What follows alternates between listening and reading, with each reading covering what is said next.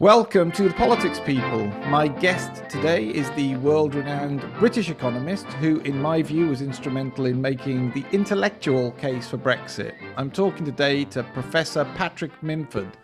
Thank you so much for talking to me today. Well, thanks for having me, Paul. It's a pleasure. So, I guess we're both Cardiffians. You were born here and I live here, so we've got something in common to start off with.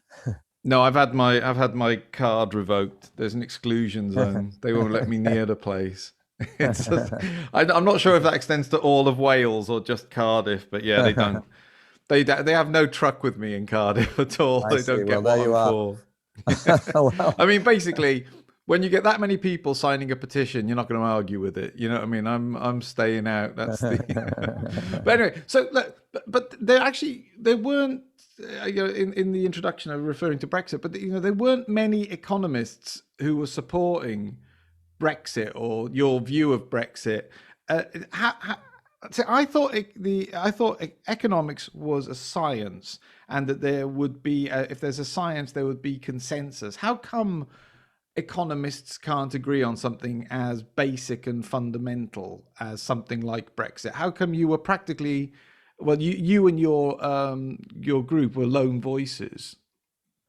Well, yes, we had a group called Economists For Brexit, in which a number of pretty good applied economists who studied the UK economy kind of joined with me to make the case for Brexit, which, as you know, was based on free trade and less intrusive regulation, which we felt the EU both were protectionist and pretty intrusive on regulation, not really giving business a free rein, the precautionary principle, and a lot of interference, really. So a bunch of us pointed these things out, and so this was based on economics, really.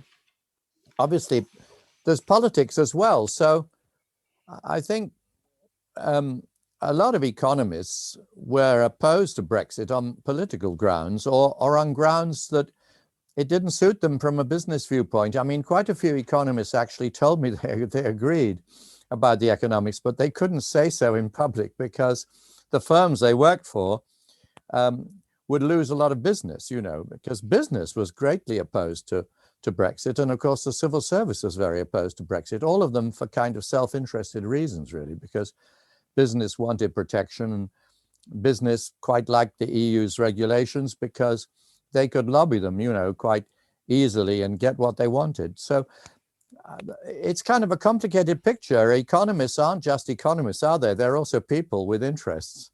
And so a lot of economists were against Brexit for their own personal reasons. And the economics of it, of course, well, we probably haven't got time to go into it, but there's quite economics gets fashions. And one of the fashions that have kind of swept the economics of trade recently has been so-called gravity ideas, and the idea that really trade is with your neighbors. And the old ideas of comparative advantage aren't as much in favor today with a lot of trade economists. So that's been another aspect of the situation. But of course, what we pointed out is that if you look at the facts, this business of Britain being only trading with its neighbors is just for the birds. I mean, Britain trades all over the world. Its trade is very international and governed by comparative advantage. And the facts we've shown really tally with that. Did you get approached by the pro-Brexit groups, but as the whole argument was starting to coalesce, did they see you? Did they send you in there? There's a very famous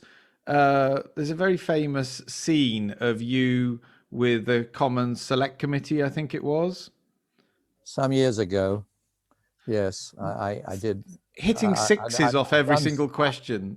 And I've done a few with them, sort of more recently. Yes, which there's various. There's some going back some time, because I wrote a book about I think it's leaving the probably the EU. more recent one, and it's definitely Right. Brexit related. But it was just you Yes. gleefully pointing out things like how a no deal Brexit, fine, it's great, don't worry about it, it's actually Yes. fine.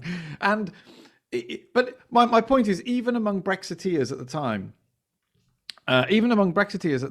they were playing down things like the prospect of a no deal Brexit. They didn't want to frighten the horses, and but you were in there David like just announcing that no, actually, there's nothing to fear from any of this.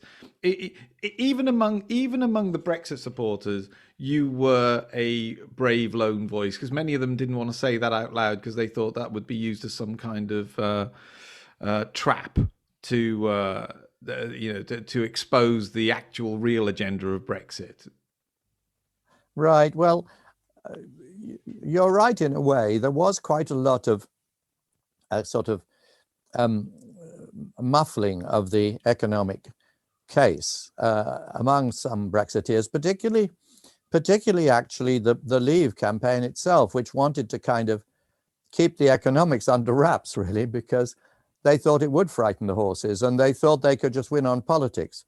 But our group argued this was not a sensible way to proceed, because you had to level with people about the economics, and also we were being attacked on the economics by the Remain side with a lot of false arguments, and if we weren't going to reply to them, we thought we would definitely lose on economics, because the big Remain case was that the economics of it were crazy. And of course, what we were saying, no, the economics of this are very copper-bottomed, actually. The free trade is a pretty strong case, and also regulations are a strong case. To have a successful economy, you need regulations for innovation, and you need free trade, because that's good for your consumers, and it puts the competition on your businesses so they produce good products. That was our case. And that was why I said there was no real worry about no deal, because if you have free trade with the whole world, Europe's got to fit in. It's got to provide Yeah. you competitive products. And the boot is on the other foot. There's no need to kind of have protection with Europe to trade with Europe. We continue trading with Europe on the basis of them providing us competitive products and us selling them competitive products under free trade. How come we've ended up in this position where, and I'm biased, but stating the obvious about something like free trade, and the clumsy way I was trying to frame this is that both sides, Leave and Remain, were not wanting to deal with the true economics of it. How have we ended up in this position where you actually have to kind of almost bravely advocate for something as common sense as free trade, but we have no qualms at all about advocating something like a China model, but we have to apologize almost in the West now for being advocates of true free market economics. Was there some shift in the world of economics that made this the new orthodoxy, this idea of protectionism? Well, I think that, if you go back in the relationship in the EU itself and a lot of our political class kind of signed up to this idea that you should protect people from market forces. The social chapter, the social market, all that EU agenda brought in by Jacques Delors was signed up to by a lot of the political class. And so you had, there was this kind of movement that was in favor of protection in the labor market, and also protection of our industry, through tariffs against the rest of the world. So it became somehow acceptable. It was obviously on the Remain side that it was particularly strong, this sort of European orthodoxy, which was really a sort of soft left-wing orthodoxy, really. And if you go back to the Blair government, it loved this because it meant that Europe was bringing in a lot of the stuff that would have been controversial for them to bring in, given that Mrs. Thatcher had brought in union laws and so forth. Labour was very keen on Europe because it brought in union laws by the back door through Europe. And this became, quite a left-wing orthodoxy. And it was obviously pro-European because Europe was bringing in stuff they wanted through the back door. So they didn't have to do the nasty business of actually repealing the union laws, which of course were very popular among ordinary people. So I think I've given you rather a rambling answer, but I think the politics moved in this direction over the Blair period. No, listen, you're beautifully matching my rambling questions. Look, as I said, you're kind of a personal hero of mine, so I'm not as organized with it. I just want to ask a bunch of stupid scattergun questions because I'm just like, I'm really interested in on the macro. How did we end up in this position where you end up having to apologize for common sense, the things that founded empires, free market economics, but also with you, how you stood apart, because this isn't a recent thing, by the way. You're not like a recent convert to free market economics. I mean, your track record on this goes back decades, doesn't it? I mean, were you more of a lone voice? Because I mean, I'm taking it straight out of Wikipedia, but Margaret Thatcher writing to you, thanking you for pointing out that her policies were correct in 81, if that's a correct citing from Wikipedia. You've been manning this battle station for decades in the face of just a blob of bureaucrats. Well, you're very kind. And I of course, I did start with all this work when I went to Liverpool in 1976, and I got involved helping Mrs. Thatcher way back then because she was at that stage struggling with policies towards inflation. And, the policies towards the unions obviously came later because she could only take on one problem at a time. So it all started really, my work on her side of the fence, so to speak, all started in the sort of late 70s when she came to be leader of the Labour Party after Mr. Heath's terrible policies, in the early 70s.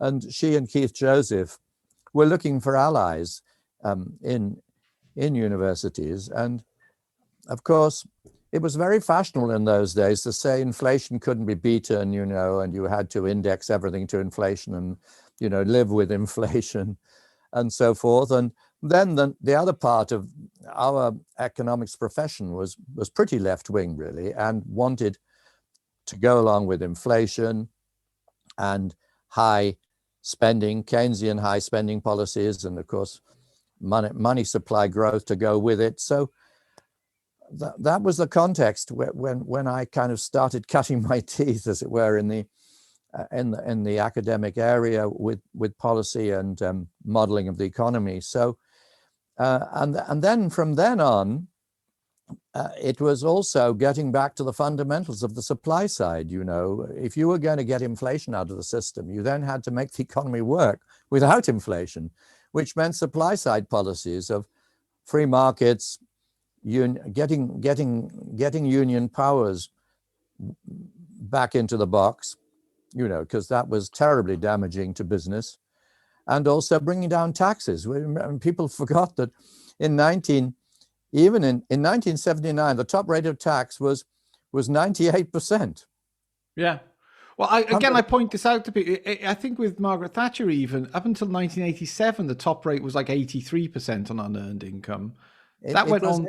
That's right. Even after the Geoffrey Howe's budget of 1979, the top rate still remained at 83, as you say, or something like that, on top. Yeah, something in that. On so-called unearned income, which is income, actually, isn't it, that you've saved. So it is not much different, really. And the top rate on so-called earned income was 60.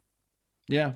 But still far too great. And it wasn't until 1988 that Nigel Lawson got rid of that and brought it down to 40, which was really necessary because, we were trying to get, Mrs. Thatcher said, we're trying to create an entrepreneurial Britain. Mm. It seemed a kind of a stupid thing to say at the time because we were so not entrepreneurial. You know, we were basically a left-wing bureaucracy, which he'd managed to become, you know, prime minister of, and she was trying to clean it all up. It was a whole long program of 10 years of hard reform, really.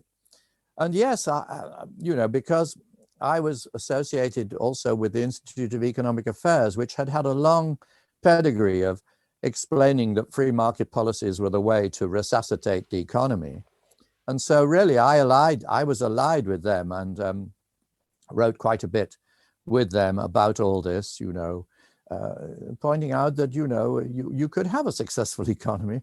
And Mrs. Thatcher's, you know, aim to make Britain entrepreneurial actually came true. I mean, by the end of the 80s, we'd had a big surge in productivity and a lot of revival of business. And of course, that went on through the 90s.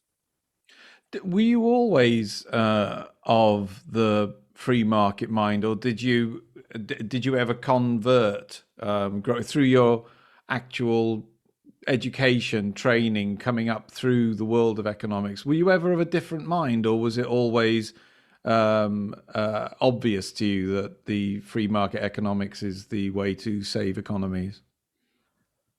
Well, you know, Paul, I started out my economics at Oxford, and it was dreadful stuff. It was terribly left-wing. And of course, I was, like all students tend to be, rather left-wing myself, frankly, in those days as an undergraduate. And I had a sort of painful discovery process once I'd left undergraduate Oxford and traveled around the world and saw how the world worked. And later I got a job in a developing country, Malawi, as in the treasury there. And I learned an awful lot from how developing country like Malawi worked and how people went about their business, how effective markets were. So then I went back and learned some more economics at LSE when I came back from that job. And I went to do postgraduate degree and then later a PhD under Alan Walters and Harry Johnson at the LSE. And that was really where I kind of solidified my ideas, you know, having got off to a very bad start at Oxford, really, and then kind of learned in the real world. And I wanted to go back to academia to learn better economics. And so I went back to the LSE, and that's where I met Alan Walters, and I did a PhD with him, and that's really where I got myself together, really, intellectually. So Alan Walters was the economist that Margaret Thatcher was taking advice from. But wasn't he the reason that Nigel Lawson resigned? Oh yes. Were you in that little? Were you in that little contretemps? Were you involved? Well, I can explain it all to you if you've yeah. got a moment. I mean, basically, Alan Walters was recruited by Mrs. Thatcher on the advice of a Swiss American economist called Karl Brunner, who said you need a good economist to advise you, a good senior economist, and so he became her economic advisor in 1980, and you know, he really helped her enormously. And later on, then he went back to America because his wife Paddy had job back in America, and so after 2 or 3 years or so as her personal economic advisor, he went back to America. And then later on, when Nigel Lawson became Chancellor, she asked him to come back as her advisor because she realized that Nigel Lawson was getting the monetary policy of the economy into a terrible mess with his so-called, you know, matching the Deutschmark. Yeah. And going on to an exchange shadowing rate. the Deutschmark. Shadowing the Deutschmark. And then, of course, he wanted to join the exchange rate mechanism of the European Union, which was a disastrous policy because in fact, we finally did. a succession of chancellors bullied her in the end. Mrs. Thatcher in 1990, it was then John Major had become chancellor with Douglas Hurd at the Foreign Office after Nigel Lawson had resigned. And of course, Alan Walters also resigned because they resigned. They both resigned over this exchange rate mechanism business, which she didn't want to join. Yeah. And so Nigel Lawson resigned, and he felt Alan, of course, advised her not to join. And then he resigned. I mean, Nigel Lawson resigned, and then Alan felt he'd got to resign because, he'd caused a big ruckus. Well, actually, in fact, he really shouldn't have resigned, I don't think, because he was completely right about it. And then John Major and Douglas Hurd bullied her into joining it finally, and she felt so beleaguered by then that she agreed to join, I think with, her fingers crossed behind her back probably, and would have come out quite quickly. Yeah. But of course, because it was the moment of German reunification, and there was this huge boom in Germany, and so interest rates in Germany went up, and the Deutschmark strengthened, and of course interest rates here, to match it all, had to go up, and of course they created a terrible recession, the so-called ERM recession of 1990-91. It was a disastrous decision, and then John Major became prime minister, and of course he inherited this recession because of his policy that he'd forced on Mrs. Thatcher. Exactly. And that really did for him, and of course it did for Norman Lamont, who was first sacrificed after this. Yeah. So that's the story there. It was all that was all about the exchange rate mechanism, which was a foretaste of all this sort of joining the euro and so forth, which came later. It was all a disastrous episode, really, and it was really monetary policy going wrong. Yes, no, well, absolutely, of course. It's. Do you think? Are you on the look? You were there. This is so brilliant for me. But she was.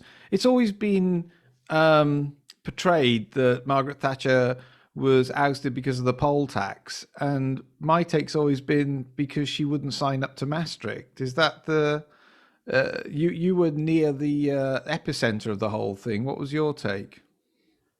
Well, my take was that she was basically ousted by the Howe-Lawson alliance, and the kind of all the people on the left wing of the party who wanted to get rid of her and wanted to have got rid of her long before.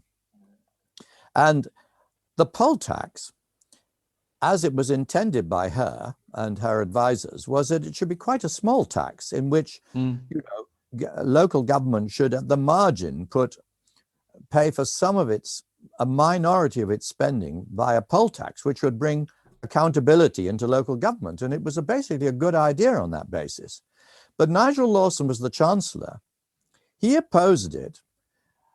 And I think he used it as a weapon against her by making the Treasury not agree to give local authorities enough money so the poll tax would be a minor tax. And so effectively, Nigel Lawson forced the poll tax to become a much bigger tax than it was ever intended. And of course, it created a political crisis for her.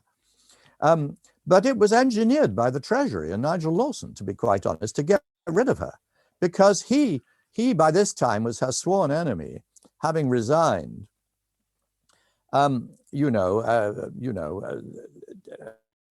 Resigned over the ERM, and the poll tax was his way during the ERM battle of getting back at her and weakening her position. So by the time he'd resigned and Howe had resigned and so on, she was in a very weak position because she'd got this poll tax going that Howe had made into that Lawson had made into a monstrous thing that was there to debilitate her. And so the combination of the recession and the poll tax really did for her. Well, by the time it was really the politics of her unpopularity with the left of the Tory party, combined with the poll tax and the ERM. But it was a sort of a noxious brew, you might say, that destroyed her. Yeah, no, absolutely. And again, she'd had so many terms then, and there was just political ambition takes over from others, doesn't it? So, Exactly. they will utilize any. She'd been there for a very long time, of course. Yes. Exactly. Um, but again, it fascinates me. You were this was not the prevailing thought in the world that you'd come from at the time. I mean, basically, did Margaret Thatcher, the legend is, and again, I double checked it with Wikipedia, is that she reached out to you after you'd written a piece or signed a letter um, uh, advocating or supporting her economic policies. Was it that way round, or were you always on her radar? Well, I was on her radar because I sort of joined her advisory team really in 1978 when she'd become leader of the opposition, and she was looking for economic policies. And at that stage, Alan Walters wasn't yet here. He was in America, advising her only from a distance, really. And Brian Griffiths was her advisor. But of course, the the episode you're talking about was in 1981 when there was this tough budget passed for a very good reason, really, that monetary policy had become very, very tight, and there was a great lack of credibility about it. And so to boost the credibility of monetary policy, fiscal policy was tightened to give a strong signal that it was, there was tough monetary and fiscal policy was here to defeat inflation, and people had better believe it. So that was the 1981 budget. And then you may have, the 364 economists wrote a letter to the Times. Yeah. And that was the episode. And I was asked by Hugh Stevenson, the economics editor, if I would like to reply to this. And he gave me an article in the Times to reply to this, in which I kind of said, well, this is absolute nonsense. And they were kidding themselves if they thought inflation could be brought down without tough policies. And, and if inflation was brought down, the economy would revive perfectly adequately.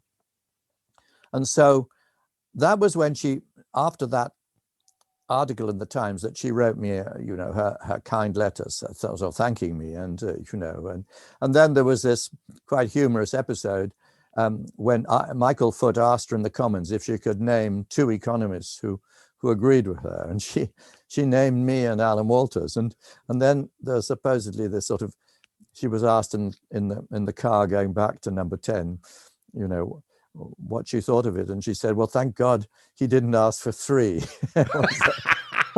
was the quite good joke, really.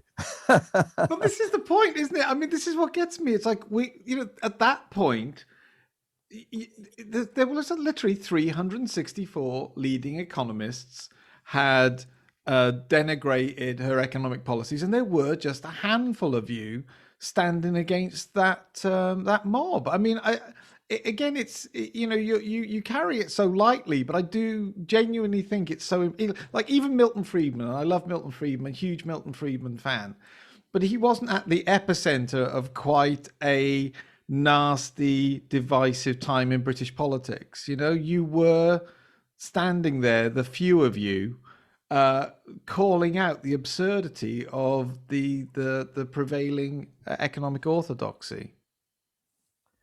Well, you're very kind. I mean, the thing is that, it was just because I'd been doing the work I'd done, and I thought what she was doing was completely right, and the budget of 1981 was completely right, because a signal needed to be given of that policy was going to stick there. Otherwise, we'd never have got rid of inflation. I mean, people would have just said, well, policies for today, and then, it'll all be gone tomorrow. And of course, inflation would have carried on.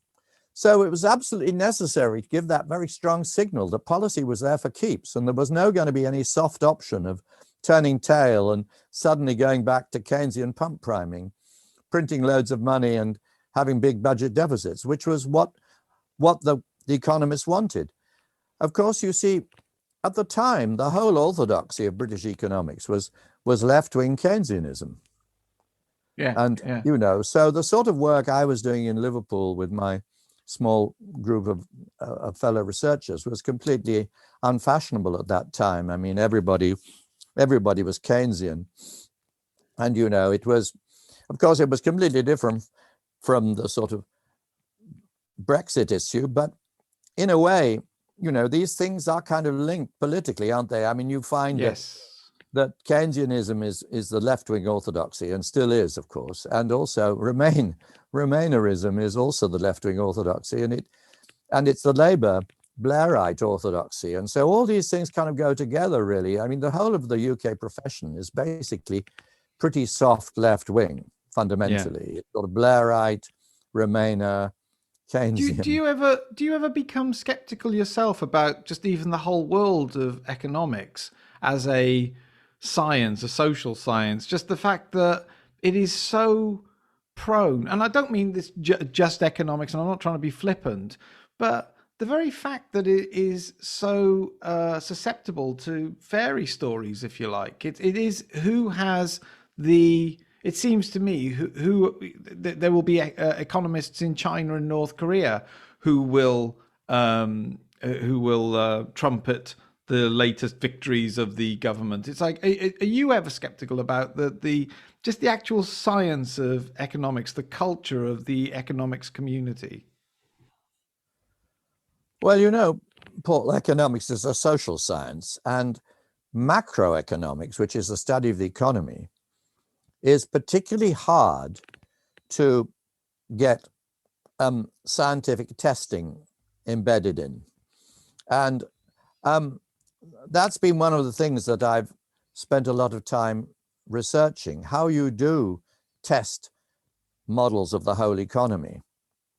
And the work that I've been doing, I've tried to make that pretty central so that we do test these models pretty rigorously, with the best hard techniques that we can find. And I think that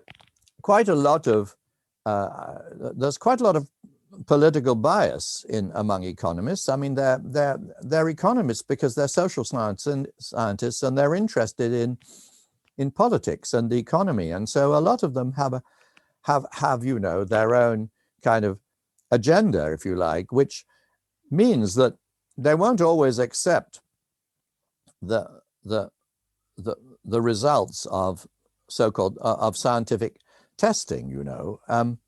I mean, we haven't got time to go into how econometrics is done today, but an awful lot of it is done by so-called Bayesian methods, where people bring their own biases and Right. sort of assume they're correct, and then they make the data kind of fit the biases, and they choose models that fit their biases, and also kind of at the edge may fit the data, but often they don't fit the data. And I think so you've had a lot of social scientists and economists kind of hiding behind methods that really confirm their biases. Absolutely. And those But I'm saying, biases, don't you personally end up just shouting? I don't know how many debates you get into with people now because you're so learned and wise, but don't you ever just kind of go, look, it's common sense. People aren't going to want to work if they're not taking the majority of their salary home, for instance. It stands to reason that people are not going to be motivated, with a 93% tax rate. They're not going to be motivated, or 97 or whatever it was. They're not going to be motivated to save or work. It stands to reason. It's like, isn't it frustrating sometimes to have to cite a load of different scientific influences when you kind of go, it's staring you in the face. It's obvious. It's common sense.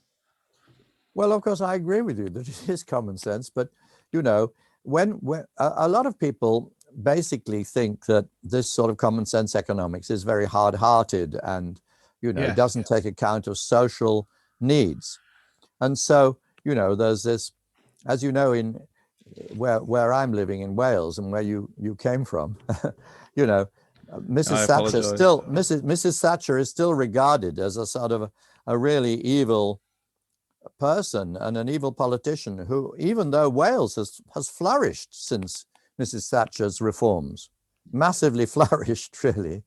Mm. Of course, It may not have done as well as London and the Southeast, but it's done jolly well.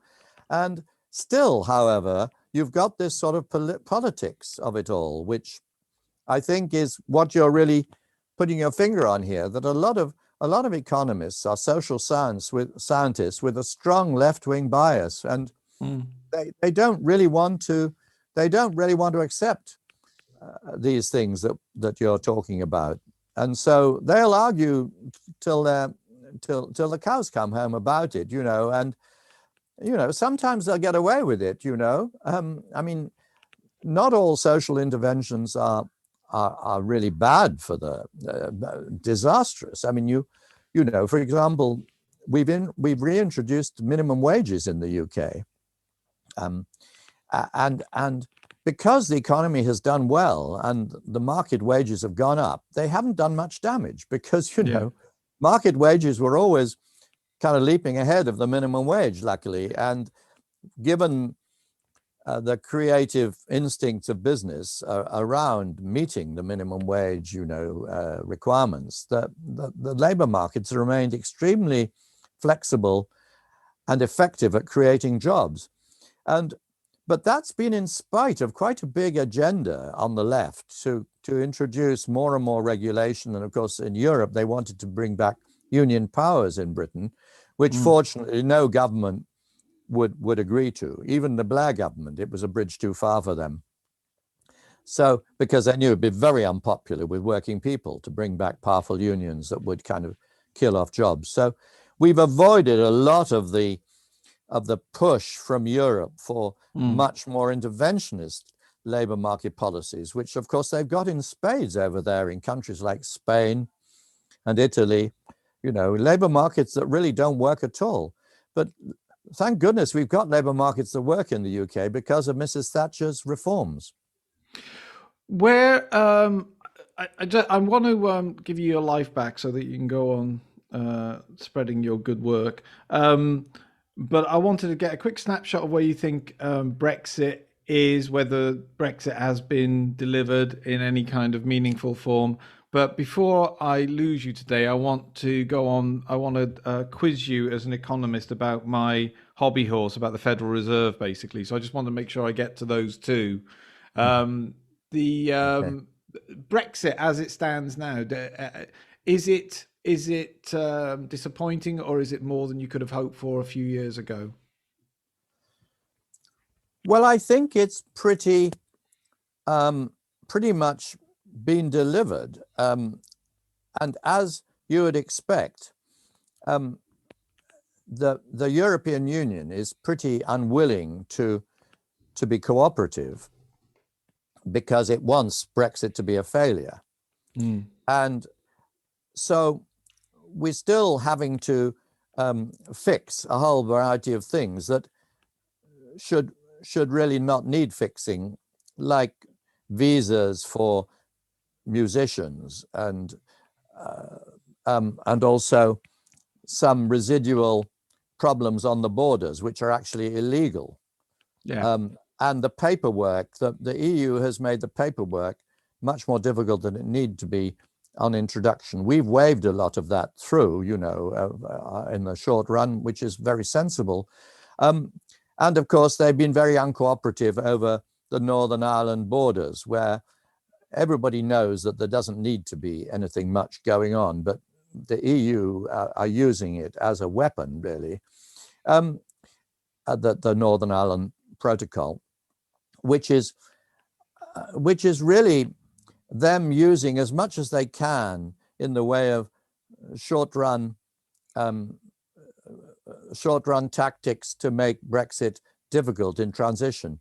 But I think this is going to gradually go away because much of it is illegal, and everybody knows in practice, and Joe Biden in the United States knows that the Northern Ireland Protocol is very unpopular with, and could undermine the Irish agreement, the peace agreement. And so these things are going to go away. A lot of these things are transitional, and the basic strength of free trade is going to come through when we've done deals with important trading partners such as the US and the Trans-Pacific group of countries, and which includes some major agricultural exporters like Australia, New Zealand, Exactly.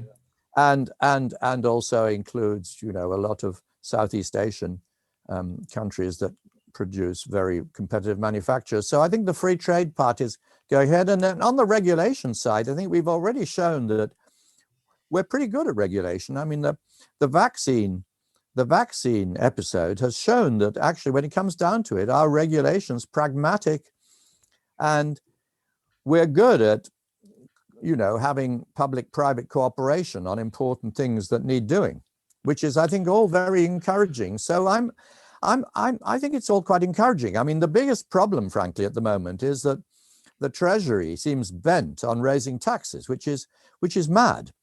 Yeah. We need to prioritize growth. And there's absolutely no need to rush off and pay off the COVID debt straight away. We never paid off the World War II debt straight away. We just let growth and inflation gradually erode it relative to GDP and paid it off slowly and brought it down through growth. And that's important now, because we could derail the whole post-COVID, post-Brexit recovery by prematurely raising taxes. That would be really mad to do. And I'm really quite worried that Rishi Sunak in his first budget kind of paid lip service to that, because it's nonsense. We're going to have a strong recovery and the taxes will recover and the budget won't be too bad at all. And also there's plenty of scope also for having some tax cutting along the way. I mean, we've never been obsessed about the size of the debt relative to GDP, because it's always come down over time. I mean, after Napoleon, we had a debt that was nearly 300% of GDP, and similarly after World War II. And on both occasions, we let it come, the debt ratio, over time, without rushing about raising taxes and, stopping the public sector doing what it had to do. So I think those is right after all, and I think there needs to be some rethinking by Boris Johnson and Rishi Sunak of those whole, intended tax increases. I think it'll be good. I think the prospects are good. I think they're wonderful. I mean, and again, this was why I'm so honored to talk to you. It's like you were instrumental in making something really great happen. Politically, I love the fact that we've got such a 99.5% Brexit simply because of the obstructions being put. If they'd have just rolled over, we'd have a really bland Brexit. We'll have a Brexit in name only. But they insisted, the Remainers, on some sort of purism, and have ended up being completely, the rug was pulled from them entirely. They brought this on themselves. I mean, Gina, what's her name? I forget her name now. Gina Miller. Gina Miller was instrumental in getting us a full Brexit, and for that I'm eternally grateful to her. Without her intervention. Yes, it's a good point, Paul. And because before all that kind of pushback from the Remainers over, what we should do and so forth, I think there was a general acceptance that we would have something like Norway for a bit. Yeah. Yeah. That went out the window, largely because, as you say, of those very sort of hostile Remainer tactics and a sort of attempt to conspire with the EU to get us to sign up to all sorts of things that were not in the spirit of Brexit at all. And that hardened the issues and hardened the demands on the Brexit side, actually, that we should have a Brexit that really meant it. Because I think otherwise it would be much more progressive. Yes. I mean, the original idea, we'd gradually go out through the door, Yes. Yeah. But that went for a Burton once these hard tactics from the Remainer side came in, and the EU, encouraging the EU to play very hard ball with us. It is ironic that produced a much harder Brexit than would otherwise have occurred. I know it was a gift watching it from the United States. It was because, again, I'm one of the few people in the world that was able to vote for Brexit and for Trump. So I get a vote in both camps. So being able to watch it from here, I couldn't believe what the Remainers were walking into this self-created trap. It was this odd, there was this odd sort of dreamlike state where I'm like, unless I'm completely wrong, you've just shot yourselves in the foot. But there you go. Amazing. True. Now, but yeah, but I listen. I've got you, and I just like I said, my pet subject is I want to get rid of the Federal Reserve. Tell me I'm completely insane or what? Well, you know, the Fed is maybe making its worst set of decisions today than it's ever made since the 30s, because it has committed to printing money until unemployment has come down to something like 3 or 4%. And if you look at the situation post-COVID, there's going to be a huge recovery, very strong. There's going to be a terrific boom. And already, even before the boom has started, commodity prices are up 100% on a year ago. Yes. And money supply in the United States is kind of growing at about 30 plus percent because of all this printing of money that the Fed have done through so-called QE, you know, quantitative easing, which is basically buying government bonds and printing government money. Of course, that then goes into the banking system, which has been under huge pressure to lend from all quarters during the COVID. So you've got this huge, I think, pent-up boom in the offing. And the Fed will face, I think, quite a serious increase in inflation. You know, up to now, they've wanted inflation, haven't been able to get it, you know, at 2%. But it's going to go, I think, past that pretty rapidly. I penciled in 5% for next year inflation in the States and also in the UK under these policies and this recovery. And of course, when you get the recovery, there's going to be even bigger shortages of raw materials like chips and copper and rare earths and what have you. They're all going to go completely through the roof. And this, I think, is going to be a big problem for the Fed. Now, I wouldn't probably go as far as you, Paul, and abolish the Fed because, you know, what's the alternative? I mean, at least the Fed is a sort of independent central bank that might stop a Biden completely mad. I mean, I think the Fed will be forced to tighten money, maybe not until 2023, you know, but it will be forced to tighten, and that will bring a bit more discipline back into the US. I mean, if you abolish the Fed, I think there'll be nothing between the Fed and all these very left-wing modern monetary theories, you know, like Ocasio-Cortez,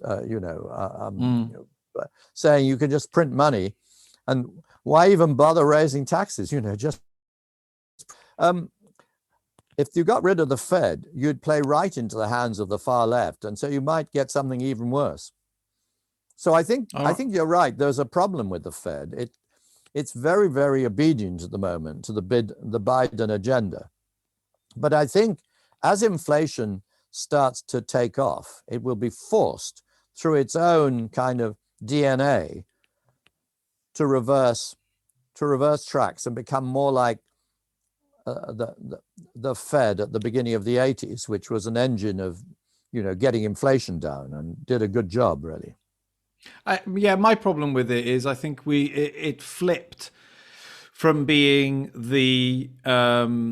from being obedient, if you like, to the US government, the US nation, to being, I'm just very anti-globalist, basically. And I just see that the United States global strategy, attaching the US dollar to the petrodollar, basically, attaching it to, you can't buy oil without buying dollars, basically.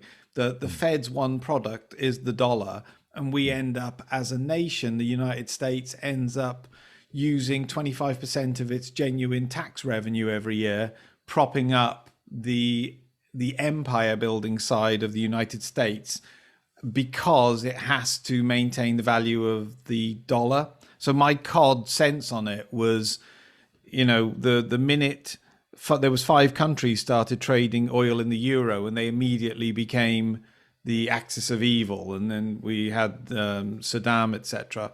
We're more interested in maintaining a currency that's $29 trillion in debt, using the US military and its empire sort of building strategies for that, than we are the Fed being just a reserve bank for the defined nation of the US. Is that a rambling, pointless kind of summary?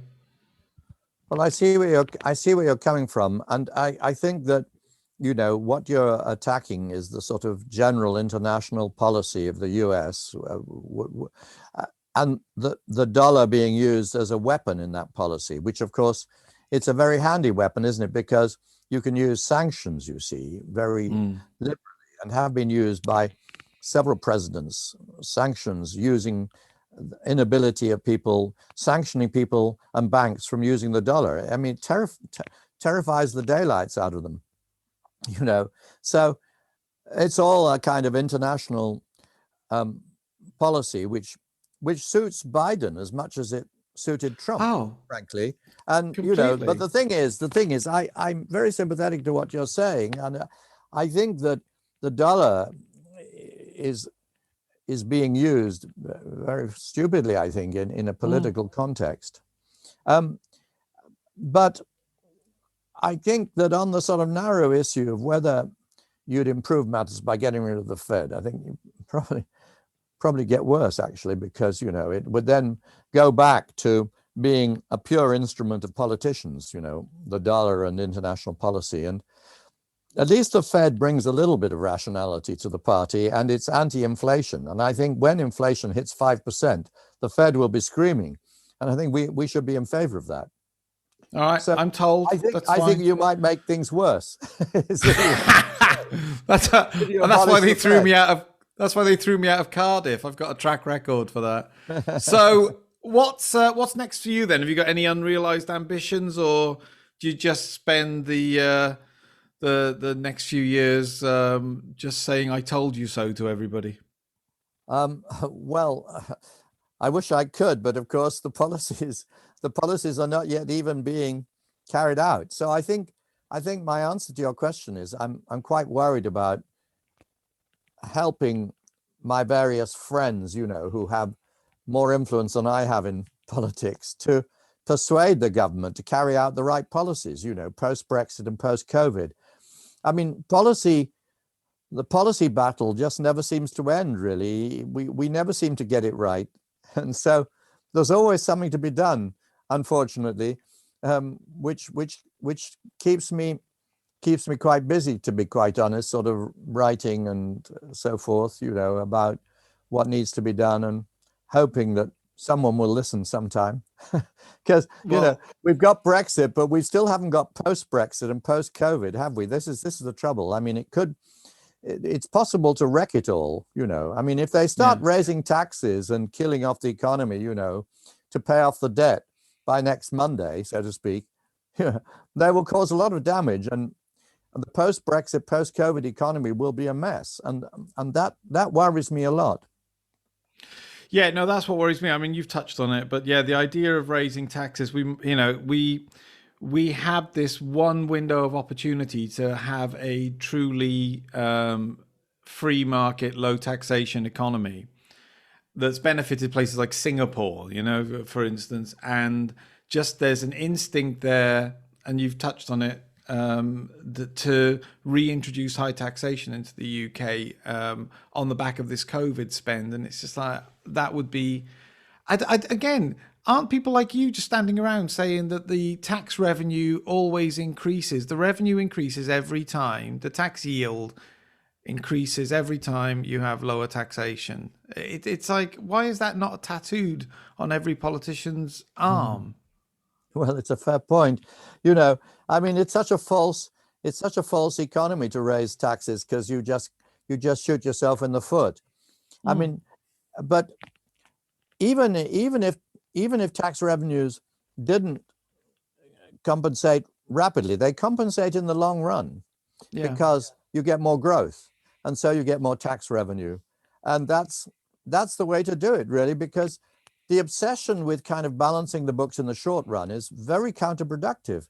You know, you need to look very long term at debt ratios and realize that you're not going to get rid of the COVID debt overnight. I mean, any more than we could get rid of the World War II debt overnight. You know, you can't do that. Economies don't work well that way. You have to take a long view.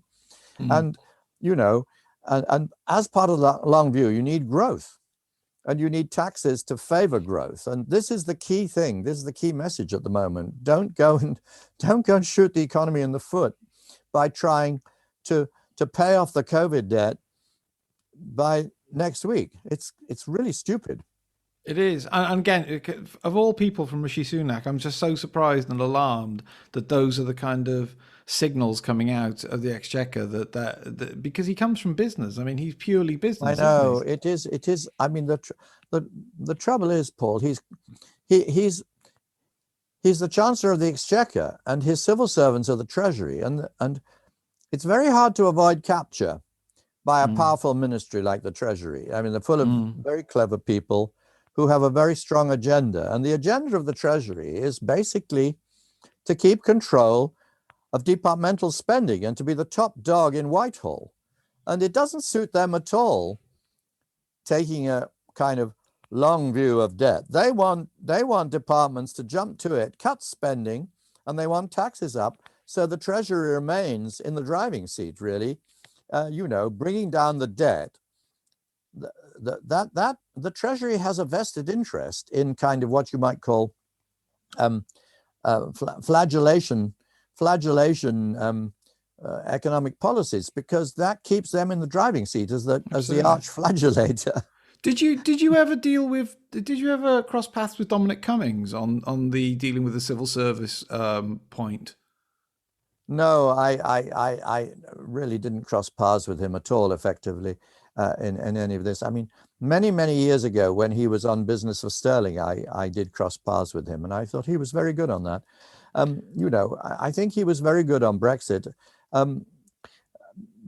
But to your point there, I think he really isolated the kernel of the problem for me, which is the blob, the civil service, the real establishment, if you like, in the UK. And he was seeking to neutralize those elements before anything else could be done. And I thought that was very smart of him. Well, I think that was a good point.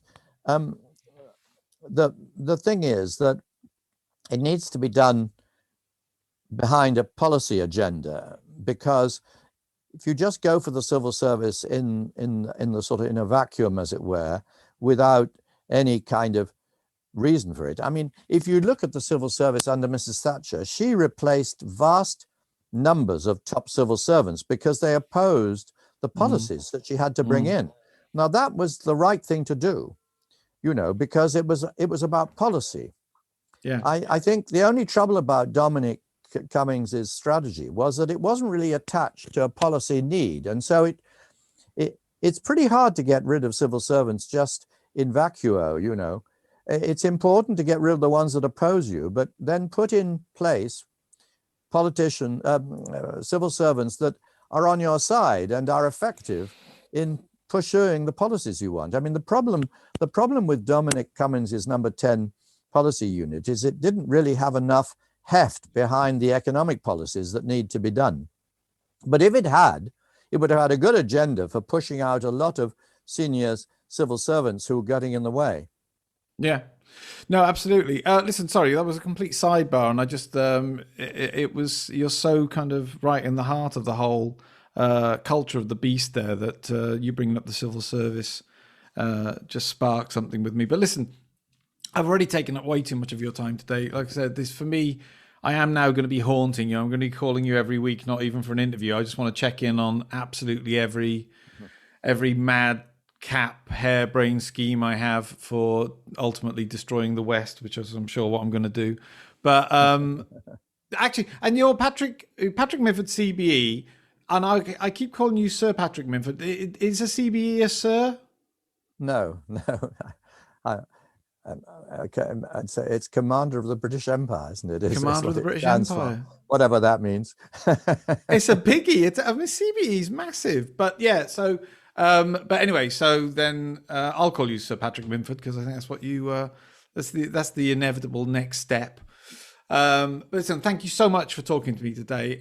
But most of all, really, thank you for your contribution towards delivering Brexit, Sir Patrick Minford. Well, thank you, Paul. You've been very kind, and thanks for your questions. And I've enjoyed the discussion. So keep on putting the questions to everybody. Thank you. Bless you. Thank you so much, sir. Thank you. Thank you. Bye.